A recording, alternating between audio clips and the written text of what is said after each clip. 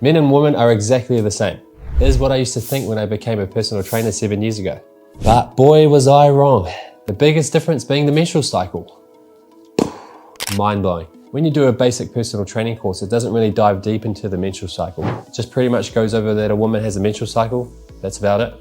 Which is pretty sad, and why I'm doing this video to help women with their nutrition and their training from the knowledge and the experience that I've learned over the 7 years. The menstrual cycle has 4 phases: menstruation, the follicular phase, ovulation, and the luteal phase. Each phase lasts around a week, and your body, your mood, your energy can change from week to week. And since it changes week to week, you might structure your nutrition and your training around what phase you're in. But before I begin, let me just say this. Every woman's cycle, from their symptoms to their feelings to their cravings, are completely different. Not one shoe fits all. Everyone is different, but maybe one of these tips will resonate with you and you can implement it into your training or your nutrition. When you are menstruating and going through your period, your body can burn up to 100 to 300 more calories during this part of your cycle. Most women during this part of their cycle get cravings. For some women it's sweets, mainly chocolate, which I've mostly experienced with, and then some it's savory.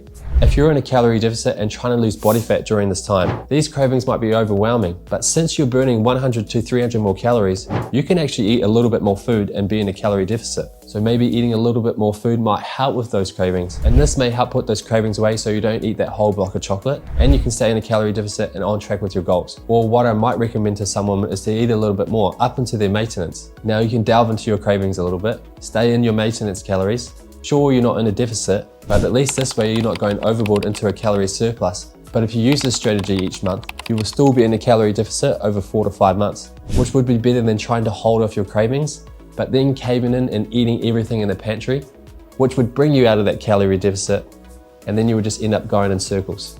Sure, it would take a little bit longer if you were able to stay in that calorie deficit throughout the cycle, but if the temptation is too much, then perhaps that strategy might be best for you. Every woman's period can affect them differently. You may get period pains where you can't even leave the house, or maybe you have minimal to no effects at all.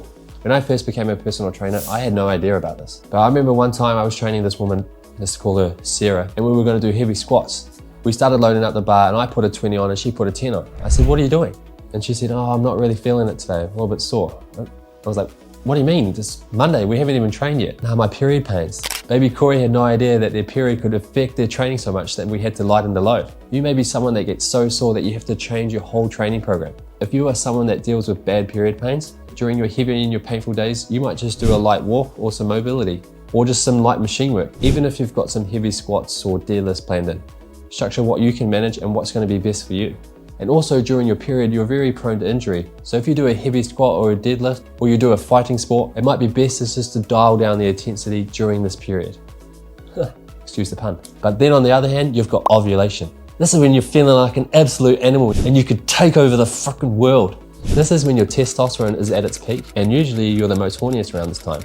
Fellas, take notes. You're probably feeling as strong as an ox, so use that to your advantage with your training. As I said in the beginning, your body will change each week. So if you're doing your girth measurements, taking your weight, or even taking photos, don't compare week 1 to week 2. Your body can do a full 180 in a week. Maybe during your period you get very bloated and you hold a lot of water. So when you do your measurements or your photos, I like to compare months. Week 1 of month 1 versus week 1 of month 2.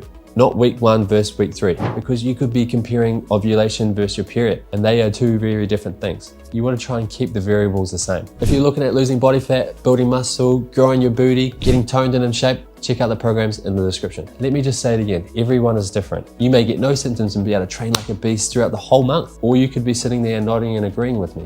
This is just my anecdote from training women and listening to what they're experiencing and trying to help with their journey. And if this helped you, please like and subscribe, because I'm going to keep giving out free advice. And if you want to keep learning, watch one of these videos up here.